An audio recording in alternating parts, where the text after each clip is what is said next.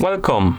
In front of me I have HUAWEI Watch GT 3 Pro, and I'm gonna show you how to measure the blood oxygen levels on this device.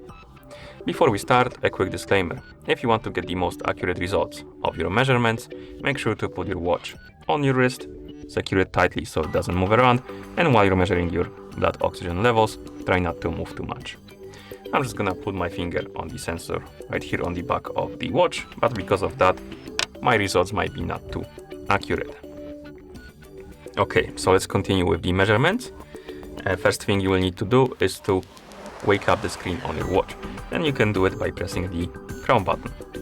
Once you wake up the screen, press the crown button again to open the menu. Now, scroll through the menu by swiping on the screen. Find the blood oxygen level icon, the one like this, looks like this, with the air bubbles and stuff like that. Tap on it to open the widget. And here we have the blood oxygen levels widget, SpO2 as it's called. Now, I'm gonna put my finger on the sensor, tap on measure to start the measurement. And now we need to stay still and wait for the results.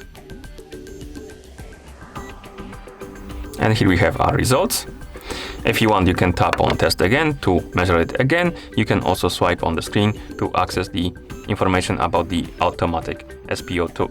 And if you want to enable the automatic measurement for your blood oxygen, you need to, your watch needs to be paired with a phone via the HUAWEI Health application. And once the devices are paired, you can open the application on your phone, tap on devices icon, select your Watch GT 3 Pro from the list.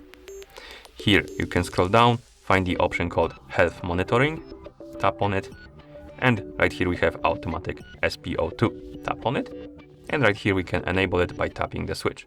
And now the automatic measurement for the SpO2 for the blood oxygen levels is enabled. Be aware though, if you enable the automatic measurements, the battery life on your watch will shorten, basically.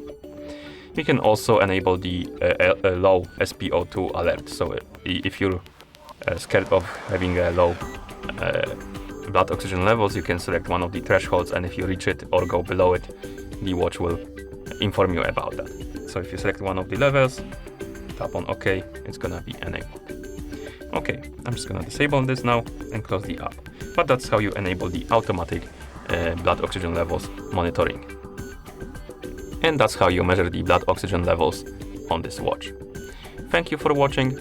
If you found this video helpful, please consider subscribing to our channel and leaving a like on the video.